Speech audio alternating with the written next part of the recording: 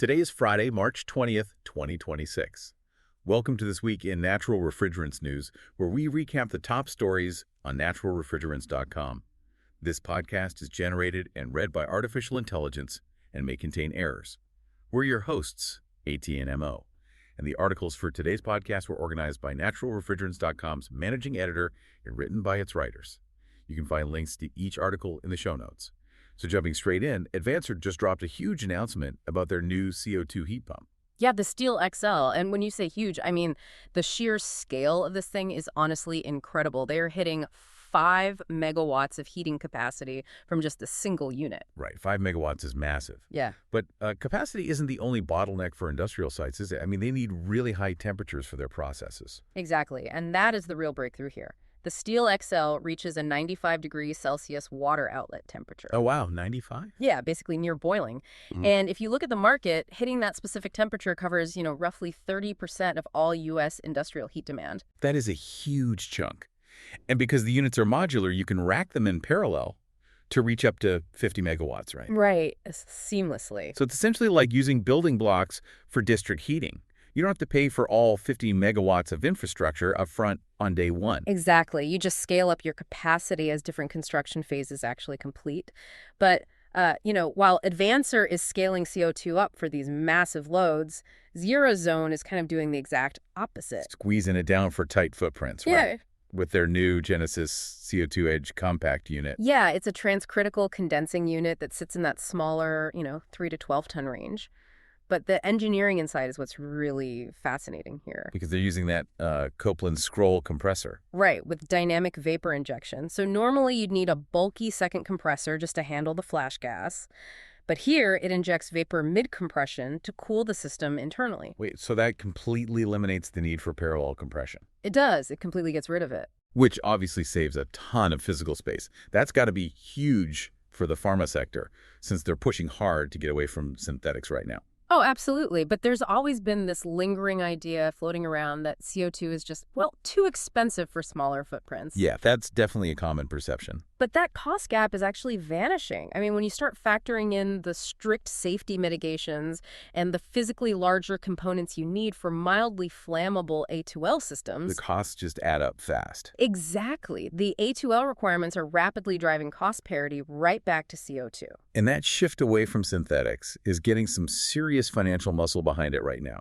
Like big tech is stepping in. Yeah, this is major. Amazon, Google, Salesforce, and a few others just launched the Super Pollutant Action Initiative. Right, with a $100 million pledge. And they're specifically targeting Scope 3 F-gas emissions, which means they're going after their suppliers.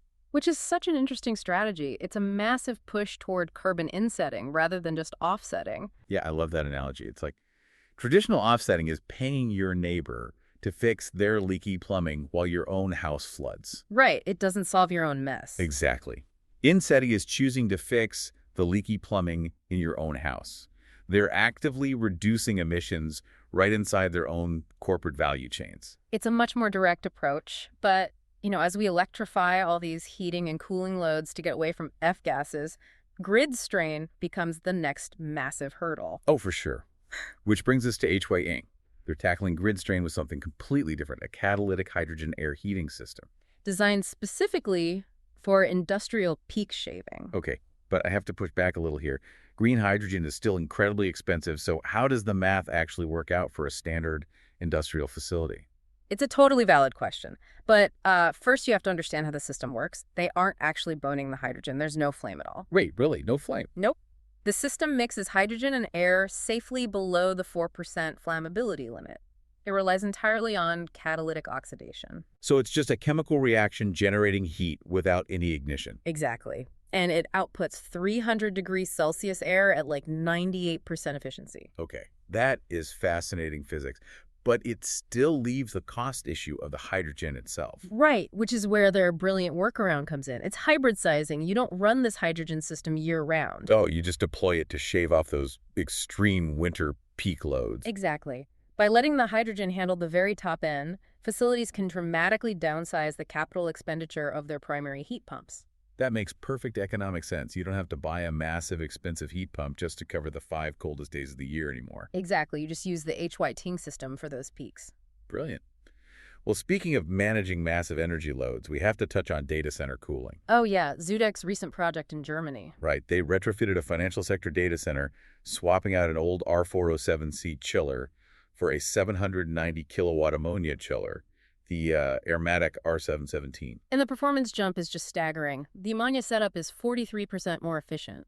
43% is huge. It really is.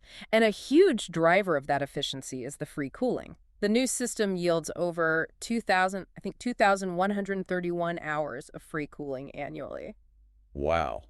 Compared to the old synthetic system, which only managed, what, 195 hours? Yeah, just 195. And mechanically, they pulled this off through a really clever pumping strategy. They keep the glycol outside in the dry cooler and only circulate water inside the data center. Exactly, because fluid viscosity is everything in these systems. Right. Pumping thick glycol through an entire building is basically like trying to suck a thick milkshake through a straw. It takes so much energy. Exactly. But by keeping the glycol outside and only pumping water inside, you're swapping the milkshake for iced tea. Right, the pump barely has to work at all, which absolutely slashes the pump energy required. This is AT&MO, and this has been the Week in Natural Refrigerant News.